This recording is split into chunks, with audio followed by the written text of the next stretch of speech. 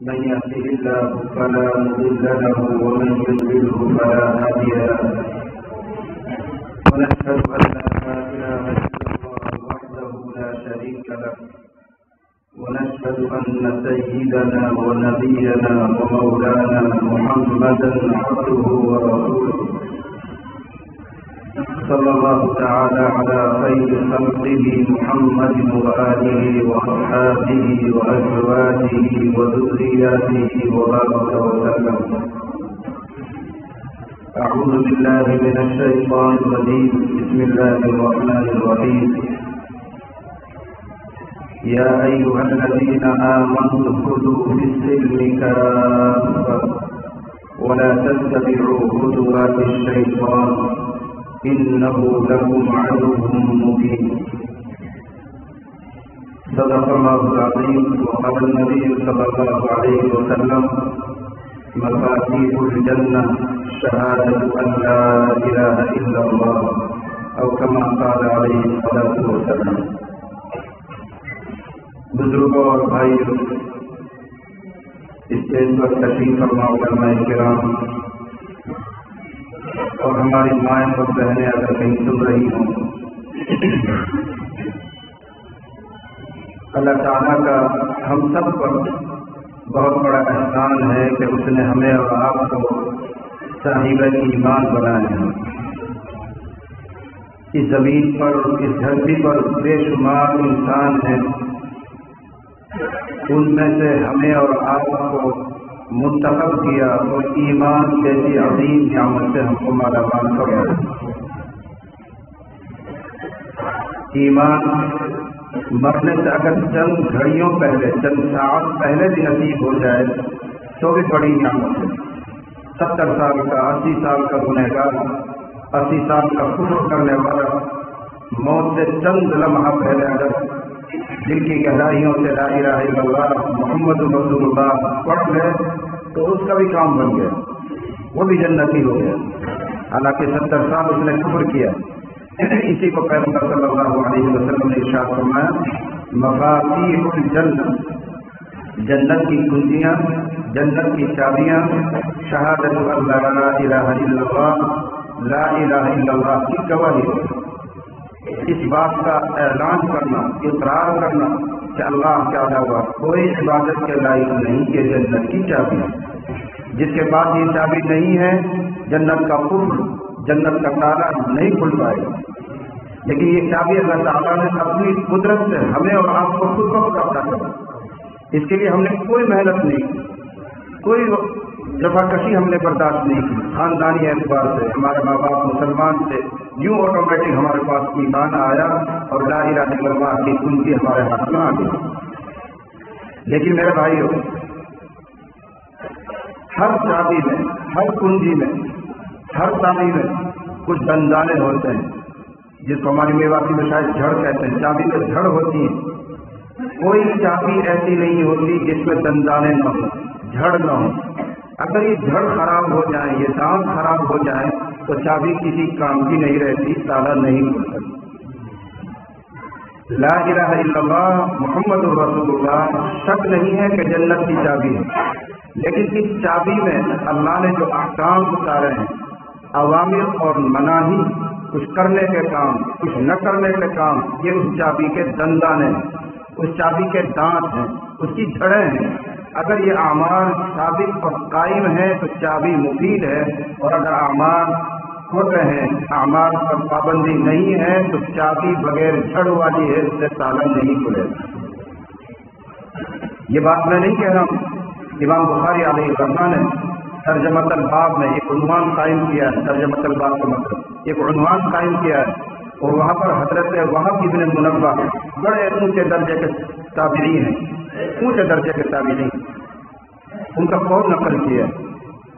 اور اس کا پس منظر یہ ہے کہ یہی بات چل رہی تھی کہ اعمال کی کیا ضرورت ہے، نماز کی کیا ضرورت ہے، یہ سب اللہ کی تقدیر سے ملنے والی چیزیں ہیں.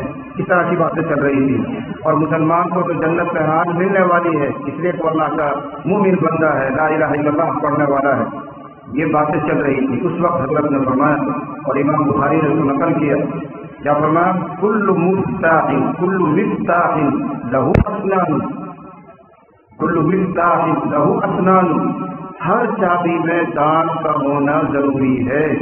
جس کی چابی میں یہ دانت ہوں گے تو تالا کھلے گا، فتح لہ، اس کے لیے دروازہ کھول دیا جائے گا. اور جس کی چابی میں یہ تالے نہیں ہیں اس کے لیے دروازہ نہیں کھولا جائے گا. آج کا مسلمان، مجھے کہنے دیجیے اور معاف کیجیے، آج کا مسلمان ہے، ایمان والا ہے، لیکن چھوٹی چابی رکھتا ہے، دانت خراب ہوئے پڑے، اس کے دندانے ٹوٹے ہوئے ہیں. کسی چابی میں اگر 5 جھڑے ہیں، 4 صحیح بھی ہوں، ایک جھڑ میں ذرا سی کچھ کمی پیدا ہو جائے تو بھی تالا نہیں کھلتا. جانتے ہیں کہ نہیں آپ؟ ایسے ہی نماز قائم کرنا، زکوٰۃ ادا کرنا، روزہ رکھنا، حج کرنا، یہ سب کیا ہے؟ لا الہ الا اللہ جو چابی ہے جنت کی، اس کی جڑیں ہیں.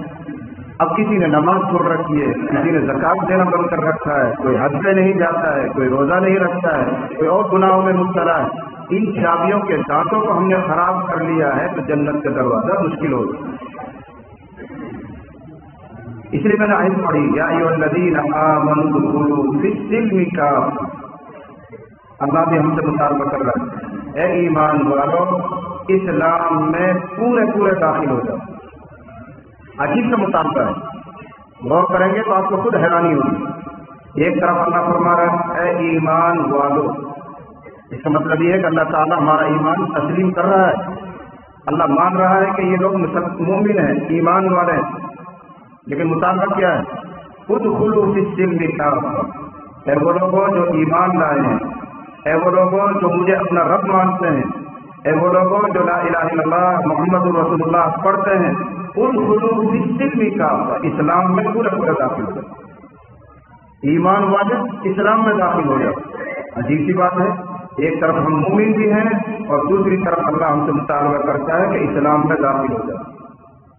اس کا مطلب یہ ہے کہ ایمان الگ چیز ہے اور اسلام بھی دوسری چیز.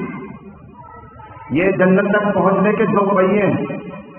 ایمان اور اسلام دونوں کامل ہوں گے، مکمل ہوں گے تو ہماری جنت آسان. اور اگر خدا نہ خواستہ ایمان نام کا جو پہیا اس کی ہوا نکل جائے تو گاڑی جنت تک نہیں جائے گی. یا ایمان کا پہیے میں ہوا خوب بھری ہوئی ہے، اسلام کے پہیے کی ہوا نکل جائے تو بھی گاڑی رک جائے گی. دونوں کہیں اچھے ہوں، دونوں میں ہوا بھری ہوئی ہے تو گاڑی چلے گی. اب سمجھنا یہ ہے کہ ایمان کس چیز کا نام ہے اور اسلام کس چیز کا نام ہے. اور جو چیز اسلام ہے وہی لا الہ الا اللہ محمد رسول اللہ کے دام ہے. ایمان موٹا سا سمجھا رہا ہوں. ایمان کا مطلب ہے ان باتوں کو ماننا جو دل سے مانی جاتی ہیں. دل سے مانی جانے والی باتوں کو ماننا، ان پر یقین کرنا، اس کا نام ایمان. وہ دل سے تعلق رکھتی ہے، کرنا کچھ نہیں، صرف دل سے یقین کرنا ہے، ان پر اعتماد کرنا ہے، پختہ یقین جمانا ہے. ان باتوں کو کہتے ہیں ایمان. مثلا اللہ ایک ہے، وہ اکیلا ہے، اس کا کوئی شریک نہیں ہے، اس نے بہت سے نبی بھیجے ہیں، آخری نبی حضرت محمد رسول اللہ صلی اللہ علیہ وسلم ہے، قرآن اللہ کی کتاب ہے، موت برحق ہے اور موت کے بعد دوبارہ زندہ ہونا بھی برحق ہے. ان باتوں کو ماننے کا نام ایمان. بس ان کو ماننا ہے.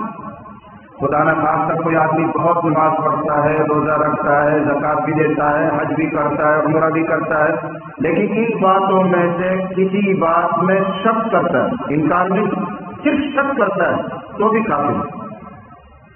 تو بھی کافر. عبداللہ کے گھر میں پیدا ہوا، نام اس کا محمد ہے اور وہ نماز کا پابند ہے، روزوں کا پابند ہے، لیکن دل سے مانی جانے والی باتوں میں سے کسی بات میں شک کرتا ہے، صرف انکار نہیں کر رہا، شک کر رہا ہے تو بھی کافر.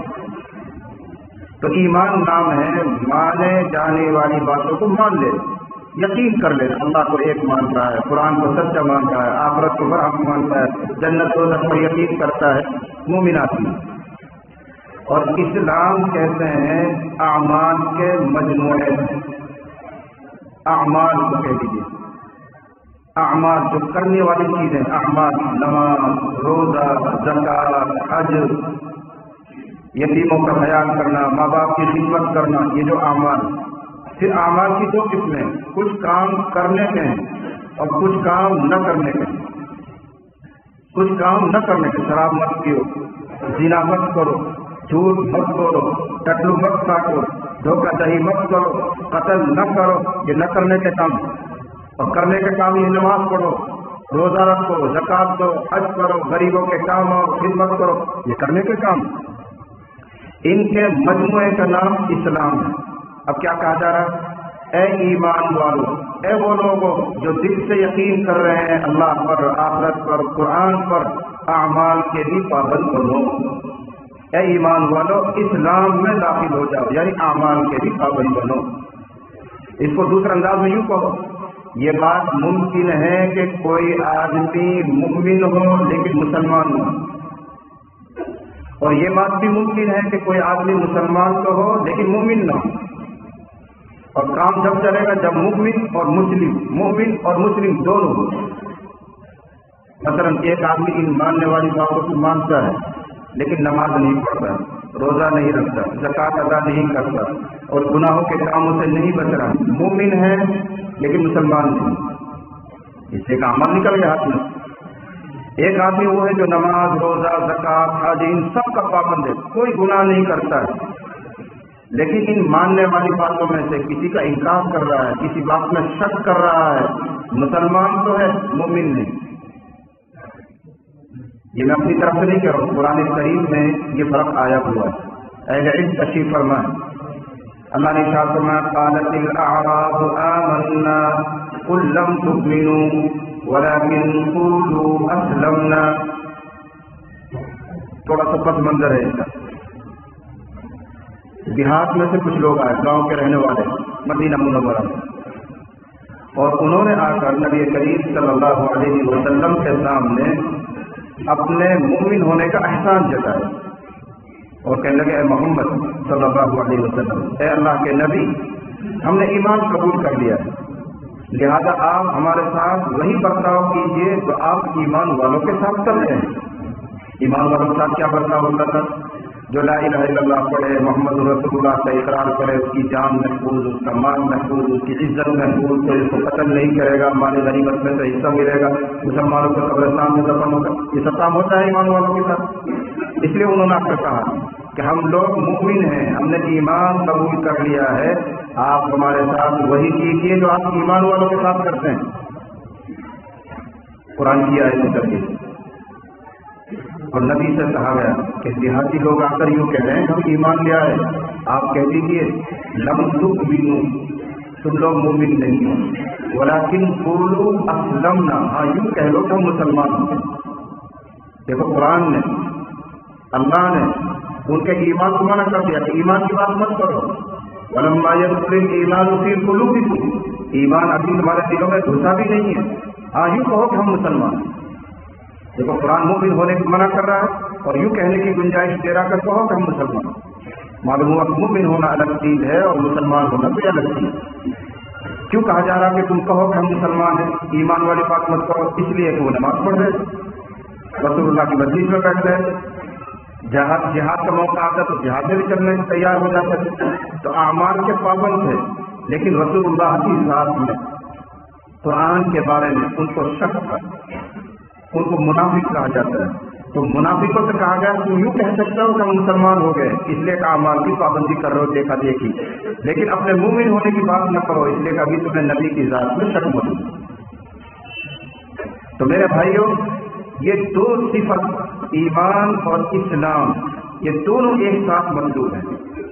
مجھے کہنے دیجیے آج کا مسلمان اور خصوصاً علاقۂ میوات کا مسلمان مومن تو ہے الحمدللہ، ہم اندر نہیں گھسنے کی کوشش کر رہے ہیں، اللہ کو مانتے ہیں، سب کا یقین ہے کہ اللہ ہی کرتا ہے، اللہ ہی دیتا ہے، اللہ ہی سب کچھ ہے، سب مانتے ہیں، آخرت کو بھی مانتے ہیں، مرنے کے بعد دوبارہ زندہ ہونا یہ بھی مانتے ہیں، جنت اور دوزخ اس کو بھی مانتے ہیں، مومن تو ہیں، لیکن اللہ کی قسم 99% لوگ مسلمان نہیں ہیں۔ وہ نوجوان جو نماز نہیں پڑھ رہے ہیں اسلام چھوٹ گیا، وہ مالدار لوگ جو زکوٰۃ نہیں دے رہے ہیں اسلام ہاتھ سے نکل گیا، وہ مالدار جو حج فرض ہونے کے باوجود حج نہیں کر رہے ہیں اسلام ہاتھ سے نکل گیا، وہ مسلمان جو ان سب کو کر رہے ہیں لیکن گناہوں میں مبتلا ہیں کوئی زنا میں مبتلا ہے، کوئی شراب پینے میں مبتلا ہے، کوئی جوا کھیلنے میں مبتلا ہے، کوئی داڑھی کٹوانے میں مبتلا ہے، کوئی اور کسی کام میں مبتلا، اسلام ان کے ہاتھ سے بھی نکل گئے. اس لیے کرم مومن تو ہو لیکن مسلمان نہیں. دونوں پہیوں میں ہوا بھرو، تب اللہ کی مدد ہمارے ساتھ. جتنا ہم سے کم پڑے اتنا کر دو، پھر اللہ کو سنبھالنے والا ہے. میں اس لیے یہ بات عرض کر رہا ہوں کہ آج ملک میں اور پوری دنیا میں عام طور سے سارے مسلمان پریشان حال ہیں، حالات میں گھرے ہوئے ہیں، طرح طرح سے ستایا جا رہا ہے، مظلوم کہے جا رہے ہیں اور رونا روتے ہیں کہ اللہ ہمارے پر ہی مصیبت کیوں اٹھ رہی ہے. سنو، اللہ ظالم نہیں ہے، اللہ کسی پر ظلم نہیں کرتا ہے. ہم نے خود مصیبتیں مول لی ہیں، اپنے اعمال کی نحوست بھگت رہے ہیں، اپنے اعمال کی نحوست بھگت رہے ہیں. ایک ضابطہ یاد رکھو کہ ہمارے اعمال میں اور زمین آسمان کے نظام میں گہرا جوڑ ہے، گہرا ربط ہے. جب جب مسلمانوں کے حالات اور اعمال اچھے ہوں گے تو دنیا کا نظام بھی اچھا رہے گا، حالات بھی ٹھیک رہیں گے. اور جب جب مسلمانوں کے اعمال بگڑیں گے خدا کی قسم اس سے زیادہ بھاری مار پڑے گی.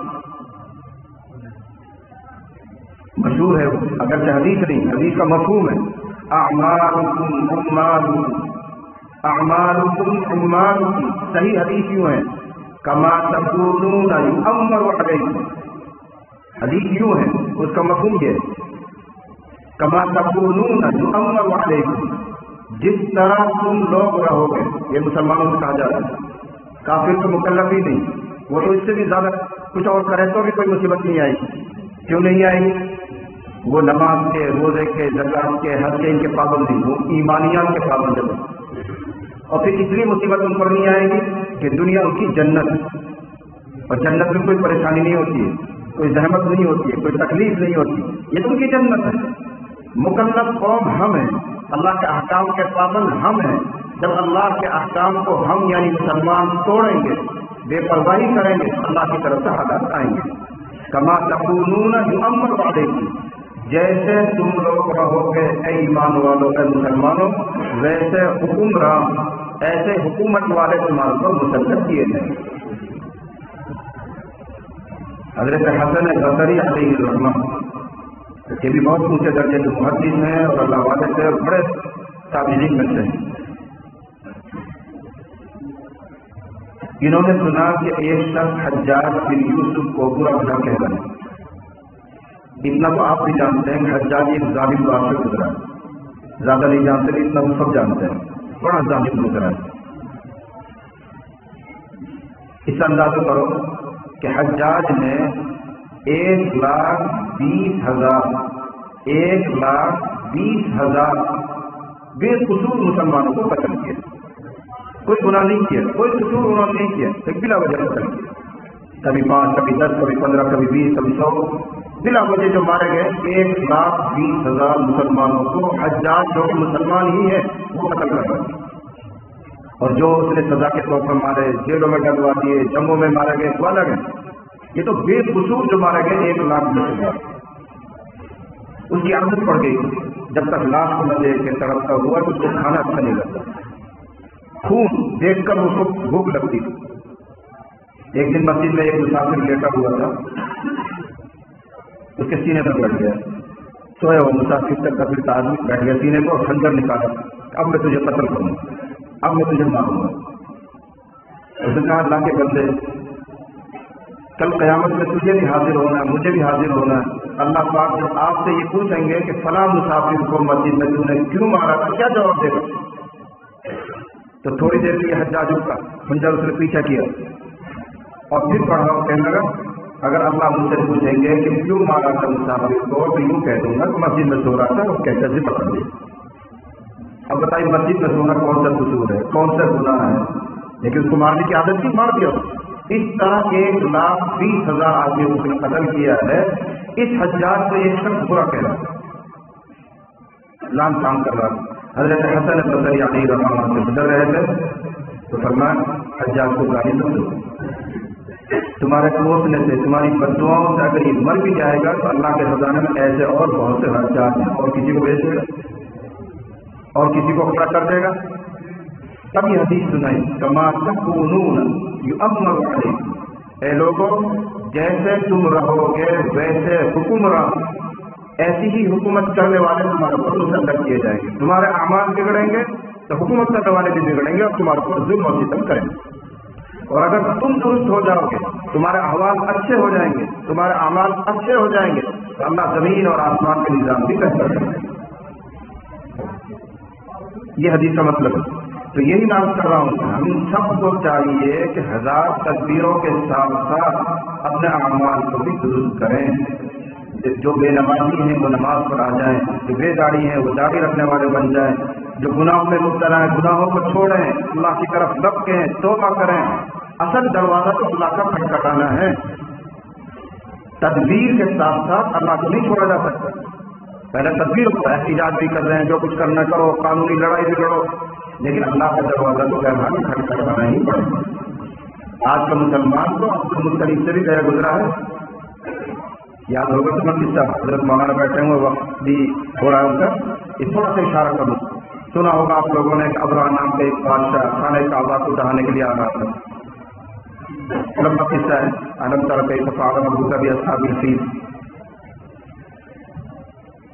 عبد المطلب جو حضور کے دادا ہوتے ہیں وہ بادشاہ کے پاس گئے ابرا کے پاس. اس نے اپنا لشکر باہر مکے سے باہر ٹھہرا رکھا تھا. تو بادشاہ نے سمجھا، ابراہ نے سمجھا کہ شاید یہ کچھ سفارش کرنا آیا ہوگا اور لجاجت کرے گا، درخواست کرے گا، اللہ کو گھر بچانے کی کوئی بات کہے گا. تو اس نے بہت استقبال کیا عبد المطلب کا. اور روایات میں آتا ہے کہ وہ ابرا بادشاہ اپنے تخت سے اترا اور نیچے اتر کر اس کا استقبال کیا. بہت بڑی بات. بٹھایا اس کو، پوچھا کیوں آنا ہوا، کیا بات ہے. عبد المطلب نے کہا میں نے سنا ہے کہ تمہاری فوج نے، تمہارے پولیس والوں نے میرے 200 اونٹ پکڑ لیے ہیں، قید کر لیا ہے میرے اونٹوں کو.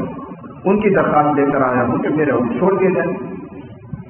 تو ابرا بڑا حیران ہوا اور کہنے لگا اتنا بڑا آدمی ہو کر تو ایسی چھوٹی درخواست کر رہا ہے. میں تو یہ سمجھا کہ تم اللہ کے گھر کو بچانے کی کوئی بات کرو گے، خانہ کعبہ کی بچانے کی تو نے کوئی بات ہی نہیں کی. تو یہاں کا بادشاہ ہے، مکے کا ذمہ دار ہے، سب لوگ تو یہ تیری ابتدا کرتے ہیں، تو خانہ کعبہ کو بچانے کی تو نے کوئی بات نہیں کی اور اپنے اونٹوں کی بات کر رہا ہے. تو عبد المطلب نے کیا کہا تھا، ہم تو اونٹوں کے مالک ہیں، خانہ کعبہ کا جو مالک ہے وہ اپنے گھر کو خود بچائے. خانہ کعبہ کا جو مالک ہے وہ اپنے گھر کو خود بچائے گا، ہم تو اونٹوں کے مالک ہیں، ہم تو اونٹ بچائیں گے.